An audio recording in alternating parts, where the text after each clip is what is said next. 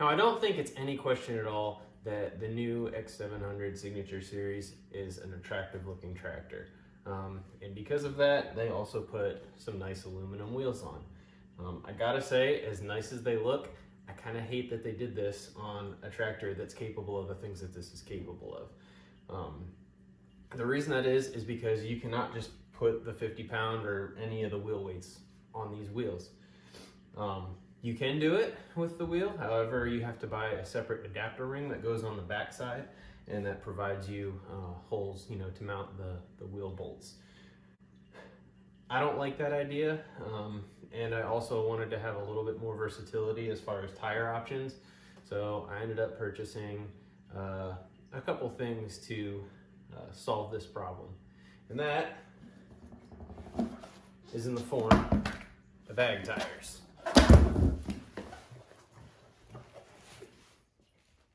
So what I did here is I went online and I did tons of research to see which wheels would also fit this tractor. I didn't know if there was a difference between any of the older X748s and even stuff before that, the 585, 595.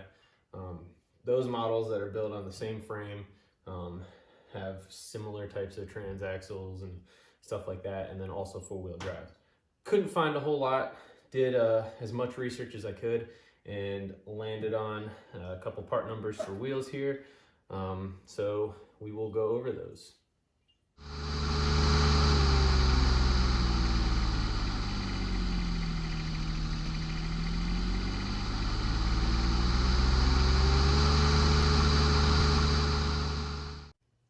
I'm going to start off with the rear wheel.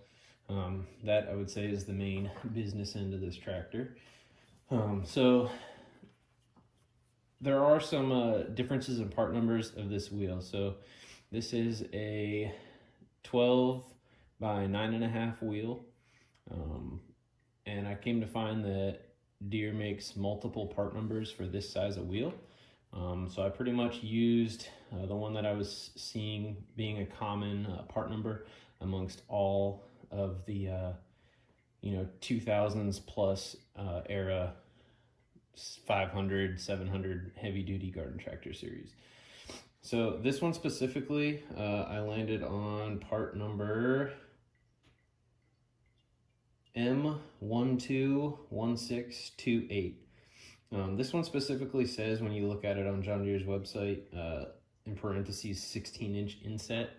Or sorry, not 16-inch, just 16 inset. Not 100% sure what that means. I don't know if that's meaning an offset of 16 millimeters. I'm honestly, I couldn't find any information on it anywhere. So we'll see. But when you look at part numbers into the part catalog searches, you'll see this wheel on 595s, which is an older 500 series diesel four-wheel drive. You'll see this on X748s, which is diesel four-wheel drive 700 series, which was pre 750 series. And then this rim was also listed in one of the parts diagrams for the 758. I can't remember if it was on the what they call bar tire, more commonly referred to as ag tire, or if it was on a different version. But this wheel was on all of them, so I figured this would be the one to go with. With that, you need a different wheel bolt. So this is the wheel bolt. The part number for it is M144698. This is the one that there again, it listed on all those older models as the wheel bolt used, and this wheel bolt is different from the aluminum one. I know at the very least the size of the head is different on it. So we'll see how that works out. All four wheels use that same bolt, so you would need 20 of those. Whether or not you can use the ones that come factory on the machine, I'm not sure. I figured if anything, there may be a difference in length because the aluminum wheels, I would imagine, have a thicker mating surface. So they may need to be a little bit longer, and they may bottom out and not hold the wheel tight if this was the case for a steel wheel.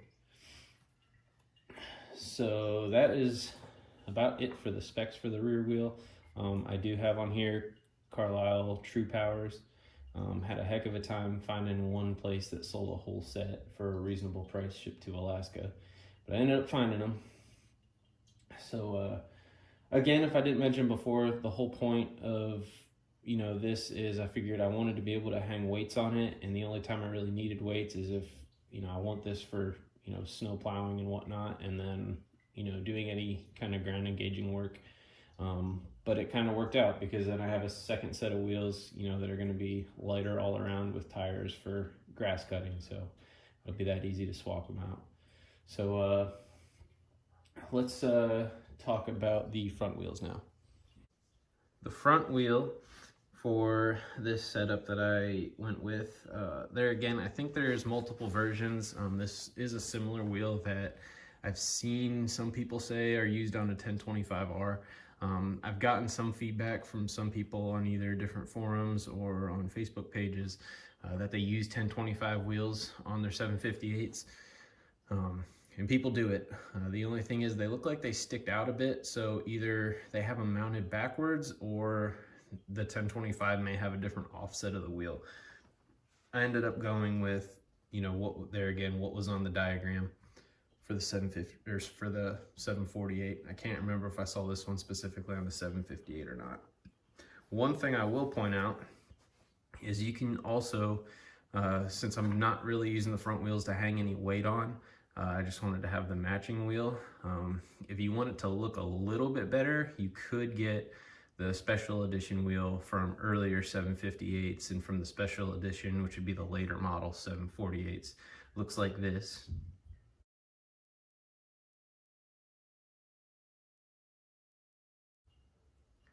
And that would at least dress the front up so it would still look, kind of nice. This wheel is a little bit plain and basic, but I kind of like it. So this wheel though, part number is, let me find it here on the sheet, M139005. It's a 10x6 wheel. There again, uses the same bolts, not much more to say about that. It also has true powers on it. I know being a four-wheel drive tractor, I figured, it would be worth it to go ahead and throw actual traction tires on there rather than, people with the two-wheel drives, they'll go more for the ag tractor style look and they'll get the ribbed tires, or just continue to use turfs or HDAPs, whatever. But I figured I might as well just go ahead and get the ag tire, have front and back match. So hopefully it'll look cool. Hopefully it'll perform well, more importantly. So now let's move on to install. Now on the factory aluminum wheels, the size for the lug nuts is 3/4. So I have a 3/4 1/2 here with an extension. This is more so for the back. You wouldn't need quite so long of an extension for the front wheels. But anyway, I'm just gonna go in and I'm gonna start out by breaking these loose as it sets on the ground. And then since I have the plow attached, I'm going to just use the plow to lift the front end rather than trying to find a place to put a jack.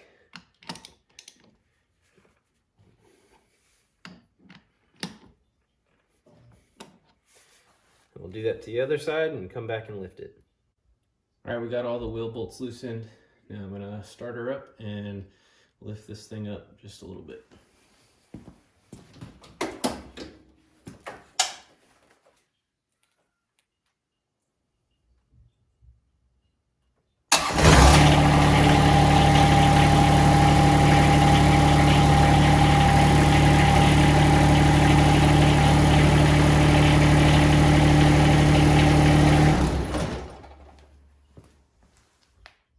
Should be all you need, just enough to get the wheels off the ground. To make this a little easier to manage, I moved to a 3/8 size ratchet since this is already loosened. Actually, I could probably just spin these out by hand.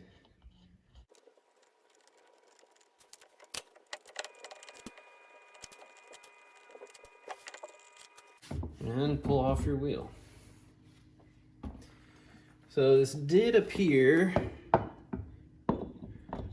It is a hub-centric wheel, so that's kind of nice. So all the weight is actually on the hub, not just on the wheel bolts. Not that anyone probably cares too much, but I figured I'd mention it. So here you can see the difference in the two wheel bolts. This is the aluminum, this is for the steel wheel. As far as size of the threads, it's not really any different, so I don't know that you'd really run into clearance issues. The only difference I could say is maybe if we get our new wheel up here, how far into the countersink on the wheel these sit may be different. But I'm gonna use the steel ones just because that's what they recommend with the wheel. So we'll go with that. We'll just slide this back on there. And it looks like it fits up there pretty good. We'll just start putting the bolts in.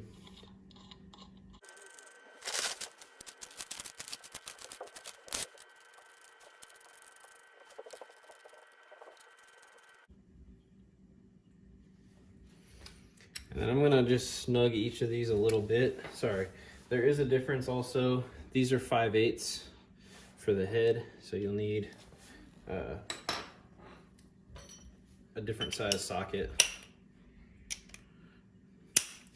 And I'll just give these a quick snug before we put them back down, just so that the wheel doesn't move out of position at all.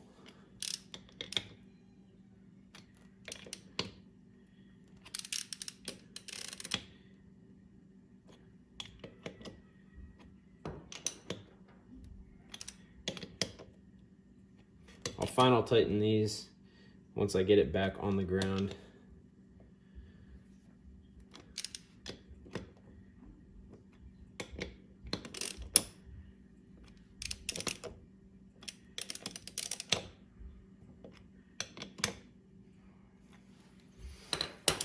And repeat on the other side. I did the other side, now we'll slowly let it back down.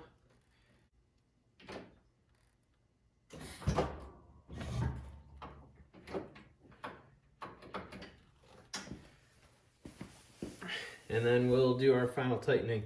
Now I did grade out a torque wrench. 65 pound-feet is what it says for the wheel bolts. I don't know. They seem plenty tight before getting anywhere near that. So rather than strip out a hub, I feel like I would much rather just have a go at it by hand. Get them so they're, you know, snug, but not so tight that you're gonna strip out this hub. I don't know. My biggest fear is stripping something out like this, because I would not want to have to replace that hub. So as long as these are snug, in my mind, they'll be good. And just repeat on the other side. Now that the back's done, or sorry, now that the front's done, I'm gonna start by loosening the bolts from the rear wheel.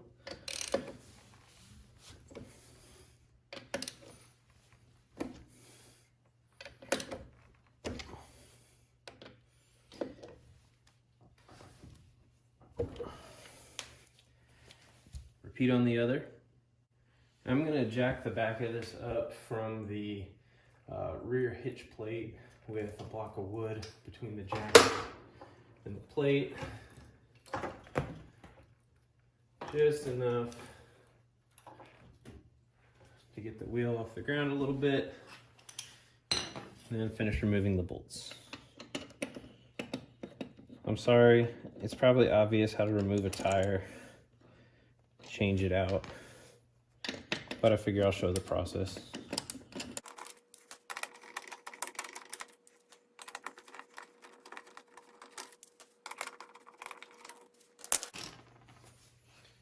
And pull off our wheel.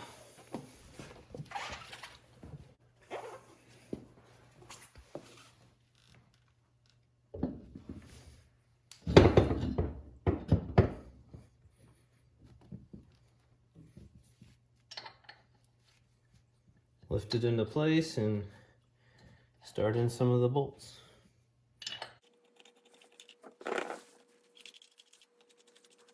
I will say I can already tell that these don't stick out any further than the factory wheels. So that's kind of nice. If you're looking for it to be spaced out, you can always do wheel spacers. I can't say whether or not any other part number wheels would stick out further, if that's the kind of thing you're looking for, if it's, you know, a stability reason. For me, I'm happy with how this is. I was worried when seeing people that have 1025R wheels on there. You know, like I said, they may just be running them on there the opposite direction. Or it may be a different type of wheel, at least for the front. But this one, the track width is the same.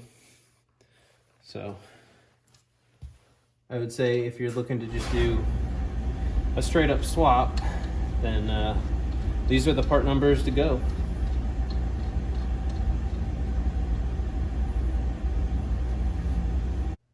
I just snugged them down, and you'll repeat this, of course, on the other side.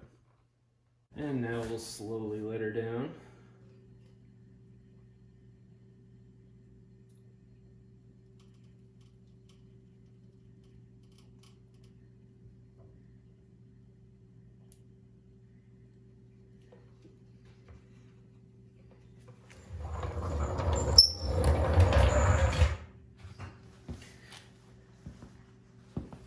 And final tighten the wheels. Again, I'm gonna go to where I feel comfortable. Once it feels like it's, you know, got quite a bit of tension on it. I would much rather check my wheel bolts often than do strip these out.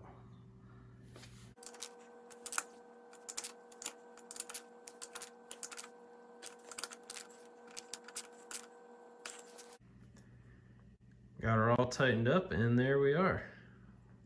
Looks pretty good. Can't wait to see how it does. We got quite a bit of snow out there, so I think I'll go plowing here soon. So lastly, we just want to make sure that we have the correct tire pressure. So it doesn't actually say anything in the manual. It gives all kinds of different sizes in here. So it gives you front 8x7, 8, 18, 858, and 18, 850, 10. And then it gives combinations of turf, H-stap, turf, H-stap, whatever you have. It says 10 to 15 PSI for all. So regardless, 10 to 15. And then the rear, again, you have 26, 10.5s, 12. So that's if you have a four-wheel steer model. And then also it gives for the 26, 12, 12s. Nonetheless, they're all 6 to 10. So hopefully this video was informative, helpful. I know that this was a big worry going into buying this machine. You know, I bought all these wheels new. Alaska just doesn't have a used market for anything like this. So I bought them new. You know, I bought the tires before I even had the tractor. I got it once I got the tractor on ordered, but you know, it was all pretty suspenseful waiting to see if they'd fit, and they do, so that's good. So yeah, I'm excited to see how they work. If you guys have any questions whatsoever, feel free to email me or comment, whatever. I will answer any questions. Yeah, I think that's about all I got. Thanks for watching. Have a good one.